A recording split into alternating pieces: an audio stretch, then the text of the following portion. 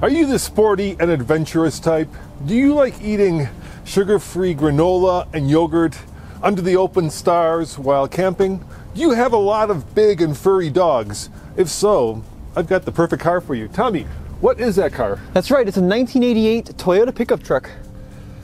Okay, I've got the second perfect car for you. What's that car, Tommy? Yeah, it's behind us, the new 2021 Subaru Crosstrek. And I want to thank our friends at Valley Subaru in Longmont who lent us this really cool Subaru Crosstrek, the new one, to review. So if you're interested in one, check out Valley Subaru. But let's get to it, Tommy. Why don't we start with design?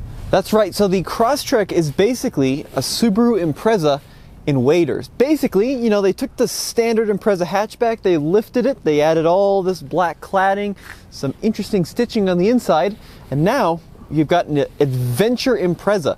You want to pop the hood? I'll pop the hood because there are, in fact, two powertrains you can get. Right, and that's the big news for 2021. Now, the base engine is a 2-liter boxer 4-cylinder, but this is the updated 2.5-liter boxer 4. It makes 182 horsepower, 176 pound-feet of torque, and it should address the big problem that everyone has with the Crosstrek, which is that it's a little bit slow. I was going to say it has a CVT. It hasn't changed, has it? No, it still has a CVT. This is the Sport trim. There's a number of trims. It starts at about $22,000. The Sport trim starts at about $26,000, but this one is more expensive. Do you want to show them the window sticker, Dad? Yeah. The window sticker is right here, so I'm looking at it, and we're looking at a total price of $30,000, $378,000. That's a lot of money, dude. Yeah, but look at this, Dad. It's got a number of options, including the Starlink 8-inch multimedia system. It's got the sunroof, some mirror stuff. It's got splash guard, rear bumper cover, and that's how you get to $30,000. Yeah, but the number that really jumps out at me is right here, and it of course has to do with 3 letters, like I said, CVT. It's 29 mpg combined, 27 in the city, and 34 on the highway. That's pretty good, Tommy. It's really good, yeah, absolutely, especially for a vehicle with standard all-wheel drive. Yeah, so what does this compete with? Well, competition, vehicles like the Hyundai Kona, I think, is kind of its target there. But, you know, you also have a number of other vehicles in that class, like the Mazda CX-30, maybe the Kia Seltos. Or the Soul. Or the Soul, if you want to go for something more hamster-oriented. But it is a proper 8.7 inches of ground clearance. So it's definitely trying to go for that kind of off-road feeling, at least. You know, when this first came out, I actually got to go on the launch of it. I think this was almost like 8 or 9 years ago. Yeah. And it was in Hawaii, and I got to tell you, Subaru was kind of first to the market with this kind of small, off-roady crossover that kind of, you know, splits different categories. And I think they've done really well with it. It's a very popular car for Subaru. Well, it's a really brilliant idea. I mean, basically, you take a vehicle they already make, the Impreza, you lift it up a little bit, throw some black along the side, maybe add a button called X mode, and you've got yourself Double X mode. Double X mode, yeah. You got yourself a top seller. Now, I'm told by you wonderful commenters of the internet that Subaru makes a phenomenal all-wheel drive system. So we're going to find out if that's true by putting the new Crosstrek through the TFL slip test. Basically, we get various wheels stuck on purpose in these rollers, and then we see if the all-wheel drive and the traction control systems can figure out how to get us unstuck. The first test is the front wheel slip test. So both front wheels are going to be stuck in the rollers, and the rear wheels are going to have to engage to get us unstuck. So, the Crosstrek has a number of different modes, including Double X mode, which is the off-road setting. For the majority of these tests, I'm actually going to leave the car in standard mode, like you would drive it 99.98% of the time. But if we get really stuck, I'll go ahead and engage X mode. So, front wheel slip test in the rollers. I put the vehicle on neutral to let the car settle. And then down into drive, release the brake, and apply a little bit of throttle. In 3, 2, 1, foot off the brake.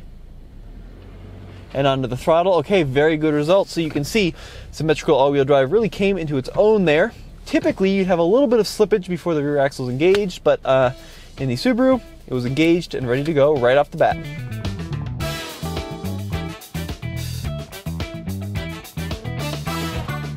Hey, Tom, you know what this color's called? Highlighter yellow? Nope. That's very close. Plasma yellow, dude. You like it?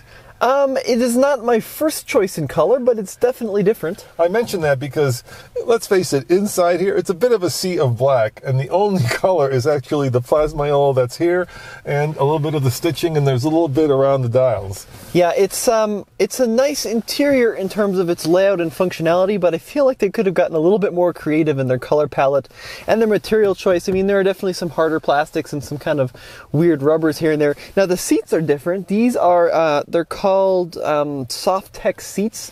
They're basically like a neoprene, but they're supposed to repel water. Really? Yeah, for all the surfing and, you know, hiking and climbing you do. Or big furry dogs. Or big furry dogs, exactly. Yeah, you know, the thing about Subaru, right, is it's very, if you're being critical, basic, if you're being complimentary, honest, and maybe it lives somewhere in between those two. So, for instance, like the Germans are trying to reinvent the shift knob, right? Now you've got all kinds of knobs and weird stalks here and weird ways to actually put it in gear. But this, very straightforward, very basic, you know, start her up and put it in drive. How simple is that? I do like the heated seat controls that stay in the place you put them. I think that's a nice touch. Now, the latest Starlink 8-inch system, it's a little bit slow in its operation. And it could because we still have the little plastic. Oh yeah, we do have the little plastic. We can't take it off because whoever buys this is going to want to do that themselves. But it's, you know, it's okay. I think it's pretty usable for most people. Yeah, I mean, you know, it's about the size you'd expect. It's not Tesla big or actually even Ford Bronco big, Bronco Sport big, but it's not bad. And then at the top, above the Starlink system, we've got this little info screen, and that shows you your climate control. So it does have single zone, full automatic climate control. We also have a knob here that adjusts the fan speed, and then of course where the air flows. It's black and white and a little bit 1980s, but it does the trick. All right, so next up is the diagonal slip test. So the front left and the rear right are stuck in the rollers, and the other two opposite ends of the car are going to have to engage to get us unstuck. It's a very common situation on snow, on ice, and slush, even a little bit of dirt, also super common off-road. So let's see how the Crosstrek handles it. Now this Crosstrek, like most Subarus, does have a continuously variable transmission, but it is available with a 6-speed manual, however only in the small engine. So here we go, diagonal slip test. We're nice and settled in a drive. Off the brake in 3, 2, 1. On the throttle. Come on. What's going on, Subaru? This should be easy. That was way too difficult for this car. That should have happened like that. That was super surprising. Let me try it again. I'm going to engage in X mode, see if that makes a difference, but what the heck? It's a lot of slipping. All right, into drive. This is going to be the snow and dirt mode. Okay, foot off the brake. Now. Okay, I guess it was a little bit easier, but still kind of a lot of work. Let me try it one more time in the other mode. So this is going to be deep snow and mud. And off the brake now.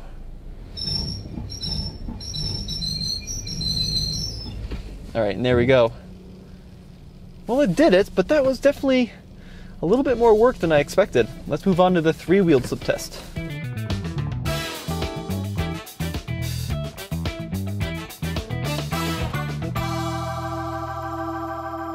So should we take it for a ride? Yeah, absolutely. Let's see how the new 2.5 cylinder works on the road. Yeah, you know, but look, there's nothing in here that like your grandma couldn't work. You know, that's a cool thing about it. Well, maybe the paddle shifters and maybe the Starlink might get her a little confused, but for the most part, there's nothing in here that she couldn't, you know, operate and make the car work. Exactly, yeah. And I think that's kind of one of the appeals of the Subarus is that they're easy to use and they're basic, but they're also super functional. And that's kind of the goal of this car, is to provide a lot of space and room and durability, but you know, not sacrifice fuel economy or not put anything that's going to be really all that groundbreaking. Now, it does, of course, have the Subaru EyeSight system, so it's got stuff like adaptive cruise control. Yeah, I see it right there. Yep, those are your little sensors. It's got lane departure warning. The Japanese basically are including a full safety suite in all their vehicles, and it's great, right? So you've got, like you said, blind spot monitoring, lane departure, autonomous braking, all the stuff that at one point, like some of the other manufacturers, make you pay a lot of money for. I hate these, by the way. The little door handles? The plastic door handles with the little seam on them. They just feel so cheap. Like, at least chrome them. Let me give them the beans, see if the CVT has gotten better over the years. Okay. All right, that's the beans.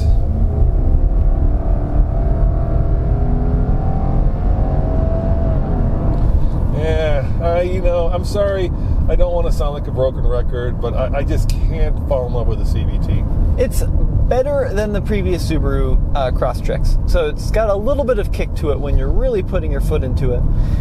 But it still doesn't have like the satisfying engaged feeling that you get with a traditional automatic or like a dual clutch in the Seltos, for example. I have to say, Tommy, everything about this car is a little muffled. The steering's a little muffled, the acceleration's a little muffled, the suspension's a little muffled. It just feels like there's like a layer of I don't know, marshmallow between you and everything that the vehicle does dynamically. It's kind of like driving a car with socks on your hands. Yeah, exactly right. Yeah, I mean, it doesn't drive badly. I think the ride is actually really good, probably one of the best I've felt, but the throttle response is super delayed, and it's not very engaging. But I think for most people who buy a Crosstrek, they probably don't really care about that. Other than that, you know, it's a vehicle that kind of is a Goldilocks, right? It's, you know, it's not too big, it's not too small. It just fits in a lot of people's lives. I think, you know, if you get the right one, the payment structure fits into your life. If you have to get a loan for it or if you lease it, it just works on a lot of different levels. All right. First of the three-wheeled slip test. So in this first test, both rear wheels are stuck. The left front is stuck. Only the right front has traction. Let's see if the Subaru can get us unstuck. All right, here we go. First three-wheeled slip test, just in normal mode, the driving around mode. I'm in neutral, nice and settled. X mode is off, just as a reminder. So into drive and accelerating now.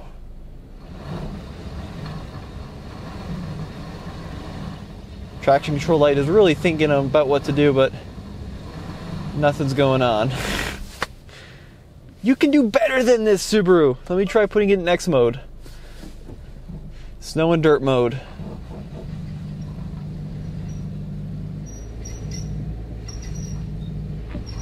This should not be that hard, car. Let's try deep snow and mud. Okay, well that one allowed a lot of slipping and we were able to scoot off, but once again, I feel like that took longer than it probably should have.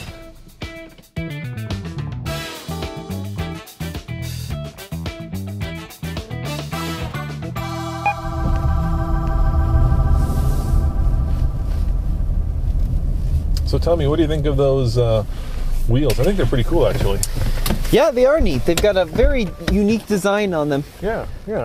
I mean, you know, this is certainly a bold color, but that wheel design certainly does work with this. Let me just jump back here and see how I do. I'm going to sit behind myself and see how much room I have. Let's see how comfy I am. Yeah, not bad, you know. I mean, like I say, I'm 6'2", and I've got plenty of headroom, and I've got okay leg room. Wouldn't want to spend a lot of time back here, but certainly big enough for most people's needs. And how about if we've got a big old dog? Yeah, the trunk space on the Crosstrek has always been a pro. Not too high of a lift over height. This one also has the bumper protector so that paws don't scratch the bumper. But I really like this slush mat back here with the tire treads. That's pretty cool. Do we have any storage underneath the rear end? No, but we do have a space saver spare tire. Whoa, that's no good for off-roading. That no one is really off-roading a Crosstrek. Yeah, I remember we did a There's video. a few people, but for the most part, this is like a dirt road snow cruiser. We did a video a while back where somebody actually brought a Crosstrek that they had lifted for Dude, I Love My Ride. Oh, there's those crazy folks out there, but for the most part, it's just like the average folk who just wants to have something a little bit more rugged for the snow and for maybe a little bit of dirt. All right, so for the last test, three-wheeled slip test, both front are stuck, only the right rear has traction. That left rear is also in the rollers. Let's see what happens. Here we go, backing out of the rollers, hardest test yet. Okay, into neutral. Gonna let the car settle. Into drive. Make sure we are in normal mode. We are in normal mode. Okay, accelerating in 3, 2, 1.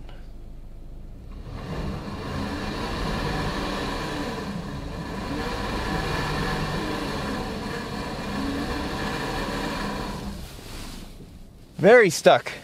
So let's try next mode. Let's try snow and dirt, see if that helps us at all here. There you go, you can hear the traction control trying to figure it out. Don't cheat on me, car. All right, let's try deep snow and mud.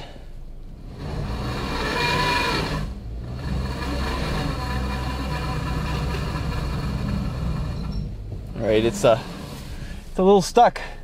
Try double X mode. That is double X mode. That's double X mode, Tommy? Let me try single X mode again.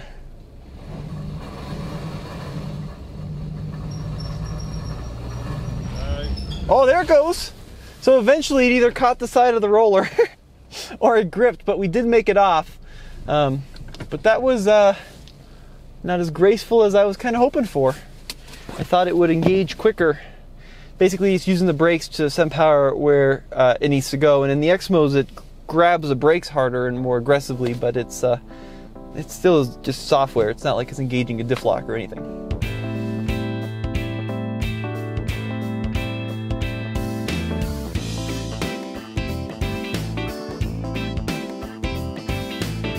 Yeah, and at 30 grand, I think it's pretty good value. I would probably steer more toward the 2-liter Crosstrek. I know I said this is kind of pokey and slow, but you might as well just go really pokey and slow and save your money, because you're never going to be driving this thing all that quick.